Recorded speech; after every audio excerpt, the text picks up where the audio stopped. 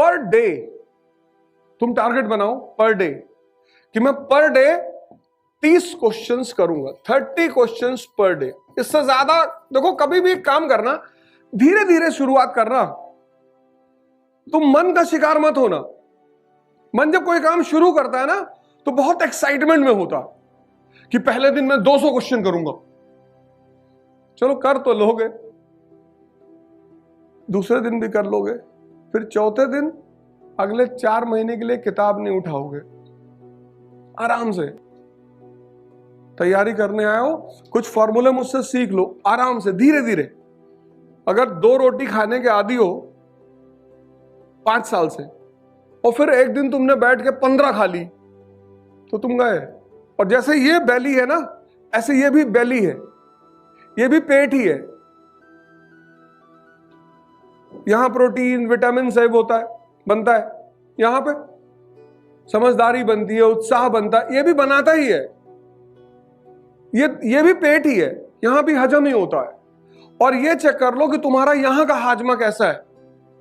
30 question, आराम से तैयारी शुरू करो, आराम से, रिलैक्स, भागो मत। अगर तुम भागे 1 महीने बाद गिर जाओगे, और जिस दिन गिरोगे ना उसके बाद अगले 2-3 महीने पढ़ाई नहीं कर पाओगे। इस गेम की सबसे खतरनाक चीज पता है क्या है? जैसे अभी तक तुम पढ़ाई कैसे करते थे? अभी तक तुम्हारा जो एग्जामिनेशन होता था वो सिर्फ 10 दिन का होता था मैक्सिमम, बस। तो तुम्हारा सारा पेन जो होता था वो 10 दिन का होता था, और 10 दिन का पेन बर्दाश्त है। 365 डेज में 10 दिन का पेन बर्दाश्त है। तुम्हारी एग्जाम डेट आई 14 जून टू 26 जून, तो तुम्हारी पहली नजर कहां गई? 26 जून पे। कह रहे भैया सारा दर्द यहीं तक है। ये अब तक तुम किए हो, मतलब हम सब यही करते थे। यहां जो एग्जाम है ना, इसकी लास्ट डेट नहीं पता है। यही इस एग्जामिनेशन का सबसे खतरनाक एस्पेक्ट है, जिसमें अच्छे अच्छे लोग फंस जाते हैं। यहां तुम 10 दिन पढ़ते थे, 14-14 घंटे, कोई बात नहीं, क्योंकि 10 ही दिन पढ़ना था। यहां 365 दिन पढ़ना है। तो सबसे बड़ा टारगेट है रेगुलरिटी।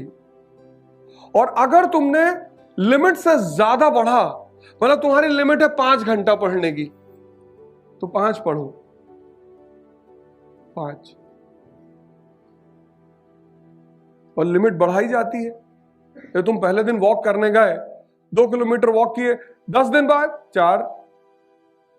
तो अब तुम्हारा टारगेट ये है कि मेरा 5 घंटा लिमिट है पर डे पढ़ने का, मुझे इसको खींचकर 8 घंटे लेकर आना है, मैक्सिमम 10। इससे ज्यादा पढ़ लिए तो एनलाइटेंड हो जाओगे। हर जगह लिमिट बढ़ाई जाती है, घबराना मत, भागना मत। जब कोई टॉपर कहता है कि मैं 4 न्यूज़पेपर पढ़ता था, तो वो अपनी लिमिट बढ़ा चुका होता है, उस लेवल पे कहता है। तुम इस लेवल पे उसको अगर सुनोगे तो तुम परेशान हो जाओगे।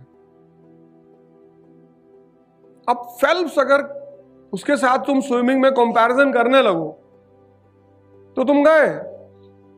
राजेंद्र नगर में जो 4 साल से लड़का है, उसकी लिमिट एक्सटेंड हो चुकी है, उसकी लिमिट बढ़ चुकी है।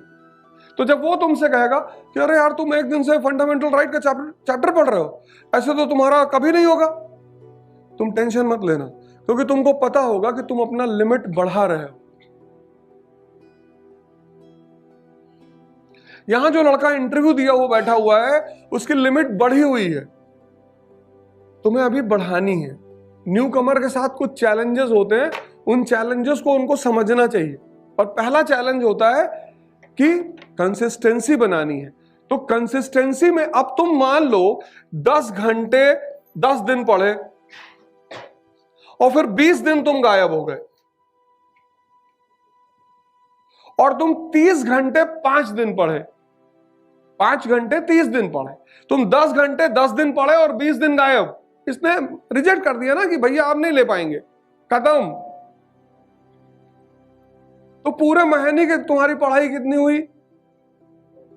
100 घंटे, लेकिन तुम 5 घंटे 30 दिन पढ़े तो पूरे महीने की तुम्हारी पढ़ाई कितनी हुई? पूरे महीने का एवरेज देखना है। अगर पूरे महीने तुम 150 घंटे पढ़ रहे हो तो बहुत अच्छा कर रहे हो, और तुम्हारा 150 घंटे से ज्यादा हो जाएगा, क्योंकि 3 घंटे तुम्हारा क्लास, फिर उस 3 घंटे का होमवर्क 6 घंटा, फिर 2 घंटे का न्यूज़पेपर 8 घंटा। 8 घंटे तो तुम्हें तैयारी में देने ही देने। तो हर महीने तुम्हारी पढ़ाई एवरेज 250 घंटे की होगी। बहुत है पहले महीने। तुम याद करके देखो, ग्रेजुएशन में सिर्फ यही 10 दिन हम पढ़े थे, इसके अलावा हमने पढ़ाई नहीं की थी। अब हमें वो ट्रैक चेंज करना है। चेंज जब भी करना तो ब्रिटेन की तरह करना, कभी फ्रांस की तरह मत करना। इसका मतलब क्या हुआ? ब्रिटेन की तरह जो जिसने चेंज किया, ब्रिटेन में 1215 से 1688 में पार्लियामेंट डोमिनेट हुआ। कितने साल में? 400 साल में। इसीलिए आज तक ब्रिटेन में कोई बहुत खतरनाक सी क्रांति नहीं हुई, क्योंकि चेंज हुआ, ग्रेजुअल हुआ और स्टेप बाय स्टेप हुआ। इसलिए ब्रिटेन का तुम अगर हिस्ट्री पढ़ो तो आज भी मोनार्की है वहां पे। 1215 में वहां पे पार्लियामेंट पैदा हुआ, और 1688 जिसको तुम बोलते हो ग्लोरियस रेवोल्यूशन, 400 साल बाद वो पार्लियामेंट सुपर पावर बना इंग्लैंड में। इसलिए दुनिया में सबसे ताकतवर अगर पार्लियामेंट्री सिस्टम किसी कंट्री की है तो ब्रिटेन की है। Gradual development and step by step development, ऐसे तुम भी करना। और उसका उल्टा तुम देखो, फ्रांस के साथ क्या हुआ? 1789 रेवोल्यूशन एंड 1791 फर्स्ट कॉन्स्टिट्यूशन। 3 साल में राजा को उखाड़ के फेंक दिया, रिलीजन को उखाड़ के फेंक दिया। तो यहां पे क्या हुआ? Immediate change. इमीडिएट जो चेंज होते हैं वो बहुत खतरनाक होते हैं। अगर बच्चा पैदा हुआ और उसी दिन तुमने उसे उठा दिया, मतलब हाथ पकड़ के उठाने की कोशिश की, तो उसका हाथ भी टेढ़ा हो जाएगा और पैर भी, because bones are in a liquid form.